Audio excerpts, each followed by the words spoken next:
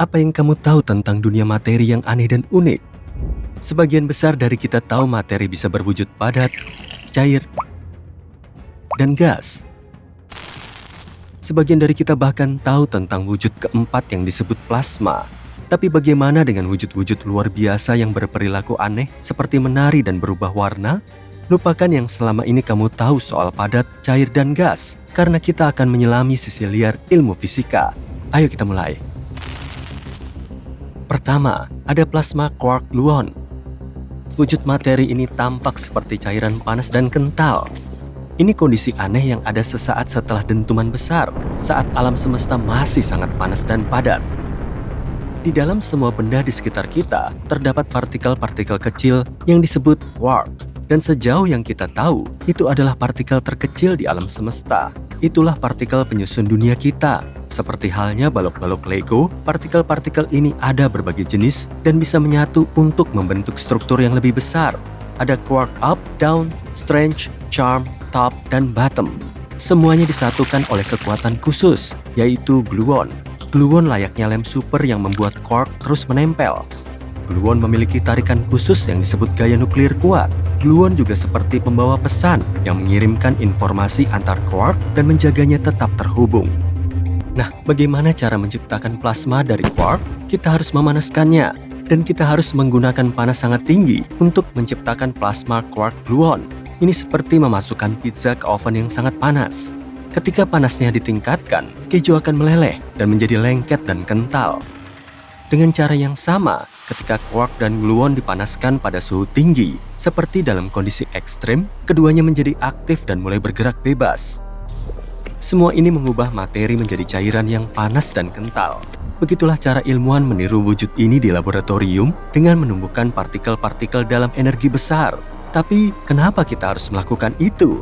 Mempelajari plasma quark gluon membantu kita memahami bagaimana alam semesta berevolusi dan apa yang terjadi pada saat-saat paling awal. Untuk memahami resep seloyang pizza, kita harus tahu semua bahannya, bukan? Termasuk keju yang meleleh. Selanjutnya, ada kondensat Bose-Einstein. Ini wujud materi yang cukup aneh. Kita coba jelaskan seperti ini. Bayangkan sekelompok temanmu sedang menghadiri pesta. Biasanya, semua orang menari dan bergerak bebas, menciptakan suasana yang hidup dan energik. Tapi bagaimana kalau sesuatu aneh terjadi? Bagaimana kalau semua temanmu tiba-tiba bergerak melambat dan melakukan gerakan yang sinkron secara bersamaan, hampir seperti tarian dalam gerak lambat? Kedengarannya seperti cerita dalam film horor, tapi itulah yang terjadi dalam wujud kondensat Bose-Einstein. Ini wujud materi yang unik dan berlangsung ketika partikel bernama boson menjadi sangat dingin. Ketika ini terjadi, semua boson berkumpul dalam tingkat energi serendah mungkin. Kemudian, semua partikel ini membentuk kelompok di mana semua melakukan gerakan yang sama. Oke, pertama-tama, siapkan gas dengan kepadatan rendah dan dinginkan hingga mencapai suhu sangat rendah, mendekati nol mutlak. Itu suhu terdingin yang pernah ada. Karena sangat dingin, segala sesuatunya berhenti bergerak, termasuk partikel. Itu karena atom dan molekul tidak punya energi lagi untuk bergerak. Sejauh yang kita tahu, suhu ini tidak mungkin dicapai, tapi kita bisa mendekatinya hingga minus 272 derajat Celcius. Para ilmuwan menggunakan laser dan peralatan khusus untuk mencapai suhu itu. Tapi saat mencapai wujud kondensat Bose-Einstein, boson tidak diam tak bergerak, melainkan berkumpul dalam kondisi energi serendah mungkin dan membentuk satu kesatuan. Semua boson mulai berperilaku serentak seakan mereka bagian dari satu atom super besar. Gerakannya menjadi sangat selaras dan serempak. Ini bagaikan pikiran kolektif dari Rick dan Morty. Mempelajari kondensat Bose-Einstein membantu para ilmuwan memahami karakteristik aneh dan kuantum dari materi ini. Ini membantu kita mengungkap rahasia ranah tersembunyi di mana aturan umum tidak lagi berlaku. Selanjutnya, kita bahas sedikit tentang quark. Quark sangat istimewa hingga punya satu wujud materi tersendiri. Yang satu ini disebut materi QCD atau materi kromodinamika kuantum. Ini nama keren untuk teori yang menjelaskan bagaimana quark dan gaya nuklir kuat berinteraksi. Ingat waktu kita membicarakan balok-balok Lego tadi? Normalnya, setiap balok punya warna, bentuk, dan ukuran berbeda. Tapi bagaimana kalau kamu bisa bermain dengan jenis Lego khusus di mana balok-baloknya bisa berubah warna, bentuk, dan ukurannya saat disusun? Itu mirip dengan yang terjadi pada materi QCD.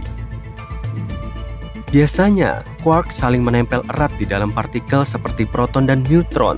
Mereka seolah berpegangan tangan dan tidak bisa banyak bergerak. Tapi, saat suhu menjadi sangat panas atau berada di bawah tekanan tinggi, sesuatu yang menarik terjadi. Kekuatan yang menyatukan semua quark yang disebut gaya nuklir kuat akan melemah.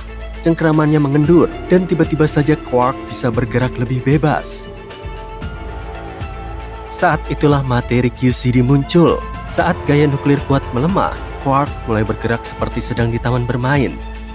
Seluruh quark bisa bergerak meliuk-liuk, berinteraksi satu sama lain dengan cara-cara baru, dan bahkan berubah warna, seolah blok-blok penyusunnya menjadi hidup dan bersenang-senang. Para ilmuwan mempelajari materi QCD di pemercepat partikel seperti Large Hadron Collider. Alat ini menumbuk partikel-partikel dengan kecepatan dan energi luar biasa. Mereka hampir menciptakan alam semesta mini dan jantung bintang neutron di laboratorium mereka. Mereka mempelajari materi QCD untuk memahami perilaku quark dan bagaimana gaya nuklir kuat bekerja dalam kondisi ekstrem. Dengan demikian, kita bisa belajar lebih banyak tentang sifat dasar materi dan gaya-gaya yang menyatukannya. Dengan kata lain, kita bisa memahami bagaimana alam semesta ini terbentuk. Dan akhirnya, kita sampai pada wujud materi aneh terakhir yang disebut neutronium. Bayangkan kamu punya sejumlah bola, ada yang berwarna merah dan ada yang biru. Bola-bola itu memantul-mantul, terus bertabrakan satu sama lain. Sekarang, ambil semua bola merah dan sisakan bola biru. Itu agak mirip neutronium. Neutron adalah partikel kecil yang berada di dalam inti atom, bersama dengan proton, seperti grup pertemanan yang nyaman. Mereka ibarat kawan yang santai di dunia atom. Mereka netral, artinya tidak memiliki muatan apapun, sesuai dengan namanya. Neutron memainkan peran penting dalam menyatukan inti atom dan menentukan sifat-sifat berbagai atom. Neutronium adalah zat yang sebagian besar terdiri dari neutron. Dan dalam zat aneh ini, neutron sendirian, tanpa proton. Ini seperti pesta khusus neutron. Jadi, apa yang terjadi kalau kita membiarkannya begitu saja? Nah, neutronium sangat padat. Ini seperti memasukkan banyak sekali bola biru ke dalam wadah kecil. Bahkan, saking padatnya, 1 sendok teh neutronium bisa seberat gunung. Cukup gila, bukan? Neutronium juga punya keunikan lain, yaitu sangat kuat. Kalau kamu mencoba meremas zat ini, ia akan melawan dan mendorong balik dengan kekuatan yang disebut tekanan degenerasi neutron.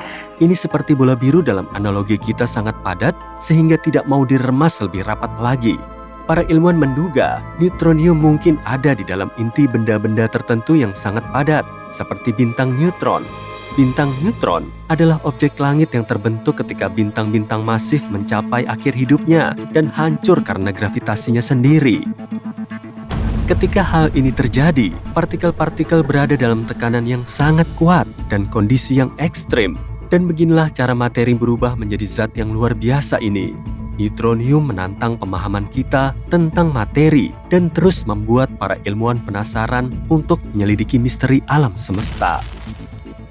Dari tarian partikel yang memukau dalam plasma quark gluon hingga perilaku atom yang luar biasa dalam wujud kondensat Bose-Einstein, beragam wujud materi yang aneh ini menunjukkan bahwa materi penuh dengan kejutan. Ingat, alam semesta sangat luas dan misterius, dan penelusuran kita tentang wujud-wujud aneh ini baru permulaannya. Jadi, tetaplah hidupkan rasa ingin tahumu dan biarkan pikiranmu terbuka terhadap keajaiban dunia kita.